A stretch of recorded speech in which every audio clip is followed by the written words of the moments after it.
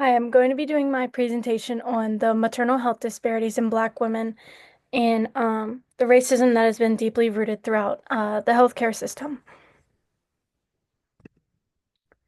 So, as an introduction to maternal mortality and morbidity, um, one of the studies that I researched was by Hoyert in 2023 and by the CDC, which defined in the World Health Organization, which defined maternal mortality as the death of a woman who's pregnant or within 42 days of the termination of the pregnancy. And this is without any accidental or incidental causes. There was um, there was another study that I looked at by Ryan Huang, who talks about the non-obstetric uh, maternal deaths.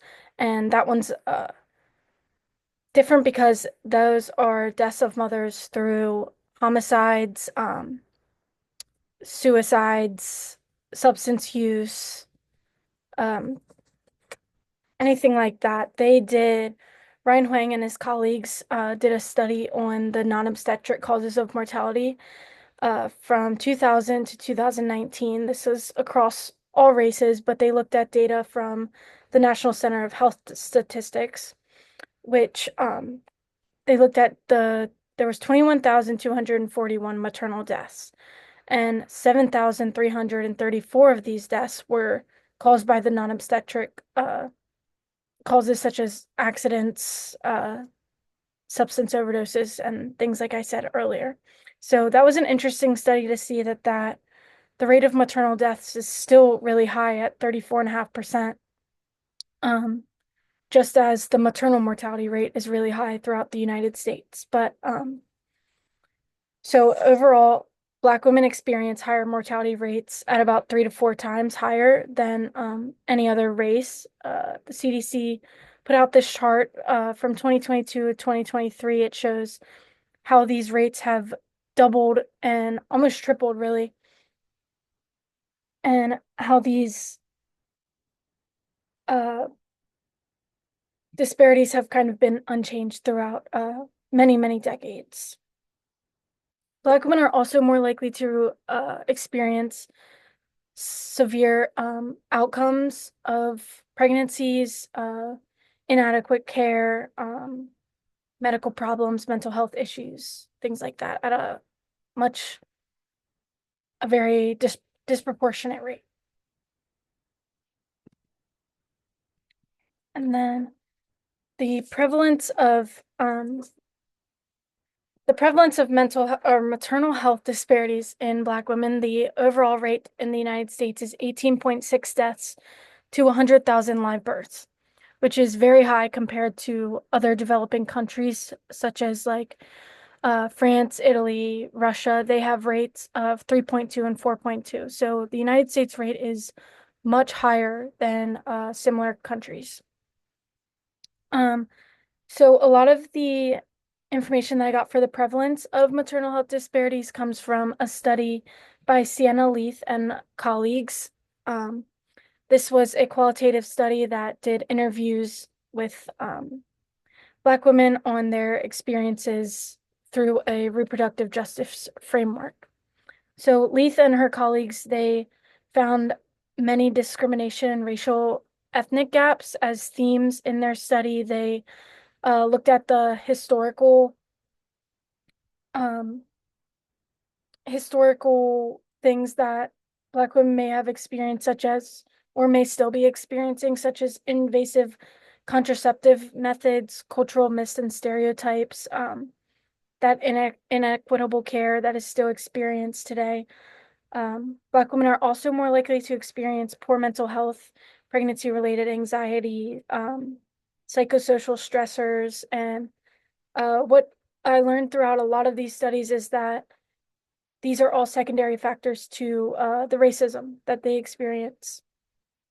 And then in another study by Josiah et al. In 2023, found that the preeclampsia rate for Black women is 60% higher than other races, and it's one of the leading causes of maternal death. So these are the higher medical risks and the pregnancy complications that come along with the secondary factors to the racism, socioeconomic status, the inequitable care. Preeclampsia and hypertensive disorders were the most prevalent, and Black women were at the highest risk for these things. So, preeclampsia affects 2 to 8% of pregnancies globally, and it's one of the leading causes of maternal death. I found a study done by Henrietta Fasagna et al. In 2021 that describes that the etiology of preeclampsia is right now unknown, but it results from reduced placental perfusion and impaired remodeling of the spinal arteries. Preeclampsia can also result in restricted growth of the fetus, but it has a lot more symptoms to the mother, including organ damage. And then other symptoms are very similar to those in normal pregnancy, such as swelling, abdomen, and shoulder pain. The high blood pressure can result from preeclampsia. The vision changes, headaches, shortness of breath. One that can be found, if I have this medically correct, I'm not sure, but doctors can see protein in the urine, and that is one of the leading factors of preeclampsia. And then a study by Catherine Albright and her colleagues in 2024, they performed a study in Washington State and found that Black women were much more disproportionately affected by these hypertensive disorders. They're also at increased risk of socioeconomic status, which I'll talk about in the next slide, and this other unequal access to prenatal care.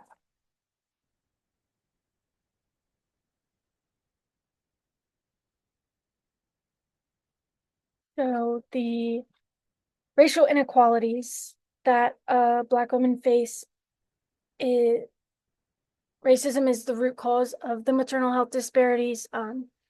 There's lack of diverse healthcare providers. There's the interpersonal and structural racism. There's mistrust and avoidance. There is just so much that goes into the racism that has been so deeply rooted in this disparity. So a study was done by Brittany Chambers and colleagues in 2022 that looked at the San Francisco Bay Area clinicians. Now, this study can't really be generalized. It cannot be generalized to the general population of clinicians, because these clinicians voluntarily took this study and they all work or have it was noted that they have some sort of interest in injustices in healthcare systems. But it was still interesting to see throughout the interviews their experiences with clinicians or the other clinicians or themselves having these biases and providing less care to Black women, providing less serious care, not treating their symptoms seriously, prolonging their care, which leads to that higher risk of those medical factors like preeclampsia and the hypertensive disorders. Brittany Chambers and her colleagues' study also mentioned that Black women are 4 times more likely to be reported to CPS or have to take testing such as urine toxicology and other drug testings at inappropriate times. And this can be especially common throughout maternal health, as they can suspect or inappropriately suspect that Black women aren't adequate mothers. And then the interpersonal goes along with the clinician biases and just the inequitable personal care that happens. Structural and institutional is like the indirect discrimination throughout organizations that has been so deeply rooted, as stated many times. And the institutional racism just leads to Black women having they mistrust healthcare professionals or avoid medical care due to this. They receive inadequate care when they go to get this care. They experience really risky symptoms that are left untreated.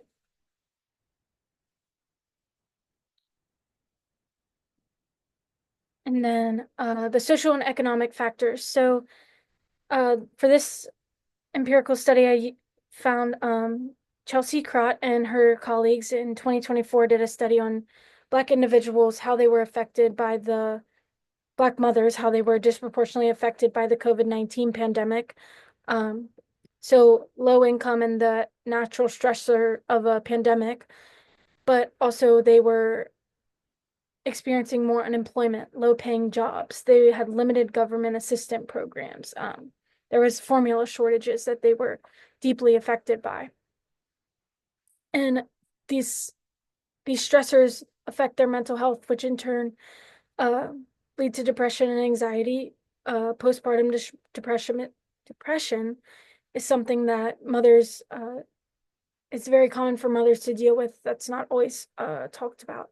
So this study looked at how they were disproportionately affected by the pandemic and then not given the support uh, that others may have received. I found a comparison to white men for a wage gap that Black women were being paid only 66 cents for every dollar earned by white men. I didn't find any compared to white women. I know that that may be,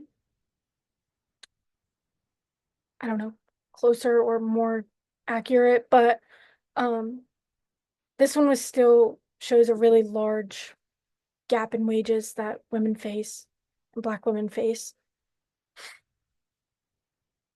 And then just a quick mention of this picture that I chose. It really shows how what anyone, or in this instance, what a Black mother may experience: school, putting food on the table, bills, anything that life throws at you. But what the picture doesn't show is a child or someone else to care for, family. So there's a lot more that goes into that that they would have to also add to their plate, affecting their mental health, affecting their uh, finances and economic status, affecting where they live, where they go, anything like that. And then the the incidence of Black maternal health disparities is really important to recognize because going back to Henry Fasania's and colleagues' study, um, from 1987 to 2004, there was a 25% increase in preeclampsia diagnoses, and it has just continued to widen for Black women that they found in their study. And they found that Native Hawaiian, Pacific Islander, and Filipino women all have a higher incidence rate than white women. So in 2019, the maternal mortality incidence was at 26.4 deaths, where as this is as stated earlier, now in 2023, it is at 18.6. So there has been a decrease, but for Black women, it continues to increase and really go with unchanging care. Yes. And then in another study done by Gray et al. In 2023, this showed that in 2012 to 2015, Black women had a 166% rate higher than white women. And this showed like the maternal mental health problems are more likely to arise 2 times higher in Black women. And 1 in 5 Black women will experience maternal mortality due to mental health problems. The same study found that 60% of Black women will not receive prenatal or postpartum care. And I didn't find much about why this would be. I didn't really focus my research on that, but I am going to infer that that is on what has to do with the racism that they face the inequitable care, the cost of care, not being treated properly, not being treated culturally appropriately, and just not feeling safe in a healthcare setting, which they should.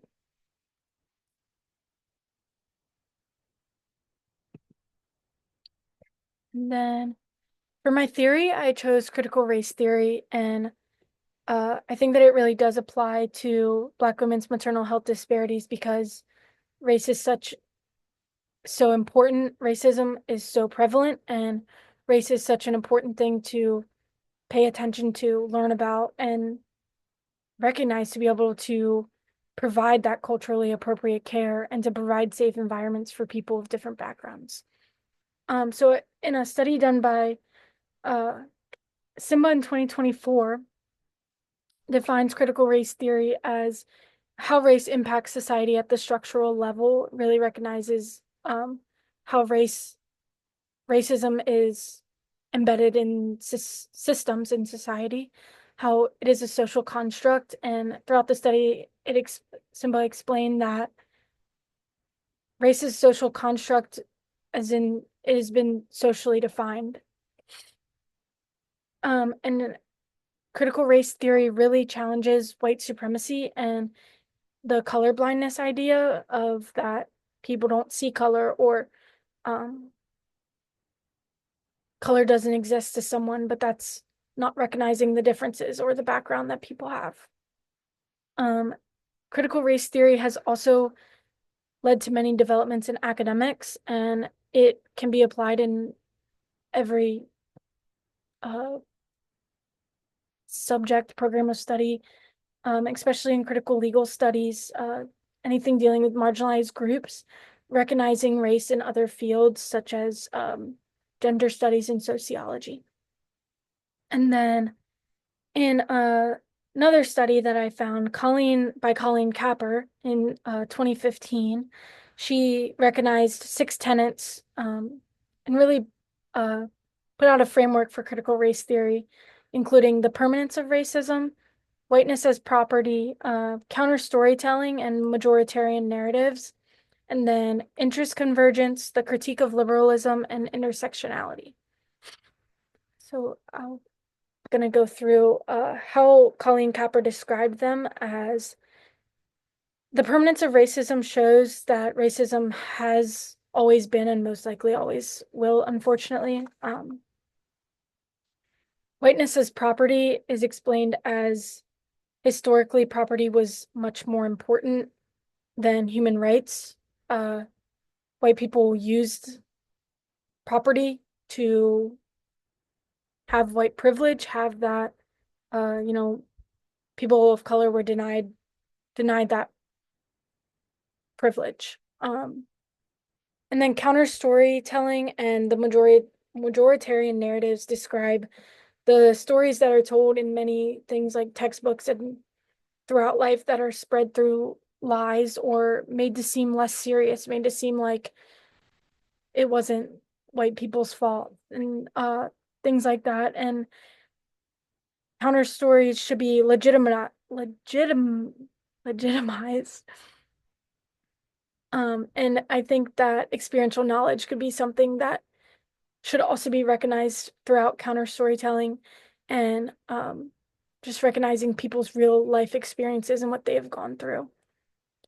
Interest convergence recognizes that racial equality has only and may only work when it benefits majority groups. So yeah, in this instance, like benefiting a white person may hire someone of color or someone from a diverse population to their company just to boost morale, boost the way that they look to society. And then a critique of liberalism recognizes that some public policies and ideas such as color blindness actually enforce racism and push it to still be prevalent in the world. Intersectionality recognizes the multiple different identities that people have. People aren't just defined by one one identity. It's not just someone's race, someone's age, someone's ability, there's multiple different identities. In this instance, multiple different cultures, backgrounds. Um, some things that could be ignored are like birth plans, names, treatment methods, things like that mothers could face criticism for in maternal health care. Then how I applied the critical race theory to the health disparities. So it can be directly applied to Black women's maternal health disparities through personal and structural racism that they face throughout their entire existence. It recognizes racial injustices in the healthcare system, how they've been deeply rooted throughout. It recognizes stereotypes that Black women have been labeled with, such as they can handle pain better than other people, and their pain shouldn't be taken as seriously, that they are hypersexual, that they use welfare systems, that they are hypersexual, if I didn't already say that one. So just all these stereotypes that are associated with Black women who are pregnant, trying to have a family, not, it's just to any Black woman, those stereotypes are usually associated with them. And then Adebayo et al. In 2022 in an article talks about white-centered approaches that clinicians have taken to care for pregnant Black women, and it's something that doesn't work in every culture. It should not be a white-centered approach. It should be a culturally competent approach, multifaceted approach. And then they also recognize how minority groups are underserved. They lack the personalized care. Many lack like a family practitioner or a family doctor who they maybe have seen over many different years. And they're often stripped of their culture in the healthcare system, and that leads to those power struggles, leads to those that mistrust and avoidance of care. And all of the tenets can be applied here. So experiential knowledge could be applied to help professionals understand the truth about what Black women go through, the permanence of racism, how racial injustices have been forever. The interest convergence, how a white doctor may choose to ignore a symptom just so that they don't have to provide more care or spend more money on care, or they truly do believe that Black women may be able to handle pain better and won't care for them as seriously, and then that leads to a really serious medical problem.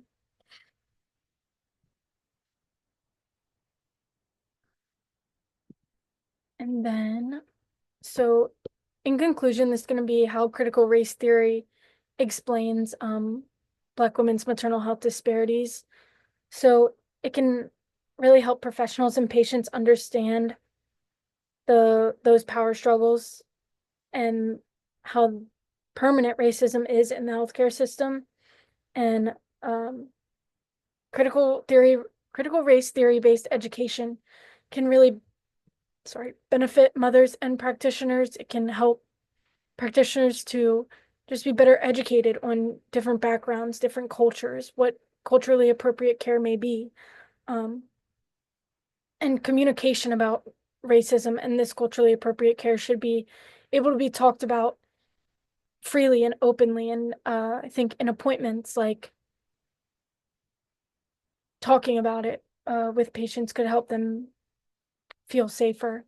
Critical race theory also accounts for the maternal health disparities by just showing that racism is more than just individual biases. It's more than just the clinician biases. It's throughout the entire system. And it just explains how permanent it is, how white supremacy runs through the healthcare system. It can account for the stereotypes that Black mothers face, and yeah, all the stuff that I've already mentioned. If there's anything to really take away from this, is that racism is the root cause, and that there's secondary factors that shouldn't have to be faced at the severity that they are being faced at. So what can be done? Like I said, the education piece is really important, but um, a diverse staff could really benefit uh, Black mothers. In almost all of the studies, Black mothers talked about how they would like to see more Black clinicians and more just someone of their same race that they can relate to and connect to, who understands their backgrounds. They talked about feeling safer in that environment and would be more likely to receive care and go after care. In a study in 2019, there was only 11% of Black OBGYN in the United States. So it's a really low, that was by Gray et al., a study mentioned earlier, really low rate for the entire United States. And just recognizing and providing culturally appropriate care to Black women and Black mothers.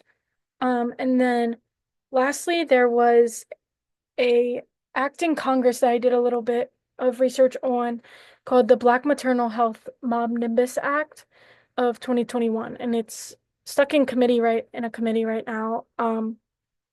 But this act would ultimately help all marginalized pregnant women, and it would help with services, uh, prenatal and postpartum services. It would help with maternity leave. It would help with that education piece, and I think it would be something really important to get past. And then one other thing that I would like to mention is it wasn't really an interview, but I got to talk to a friend about her experiences.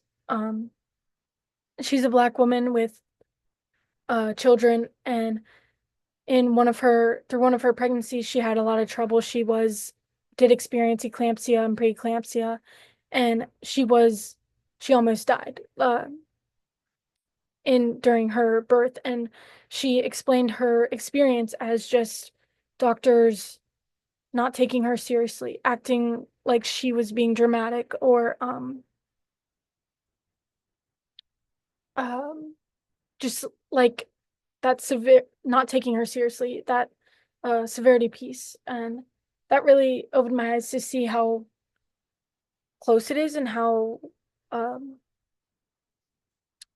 how prevalent it is, and how much more should be done about it. So um I hope I did this presentation and research justice, and thank you for watching. Oh, wait, my sources. These are all of my references with my reference page. Just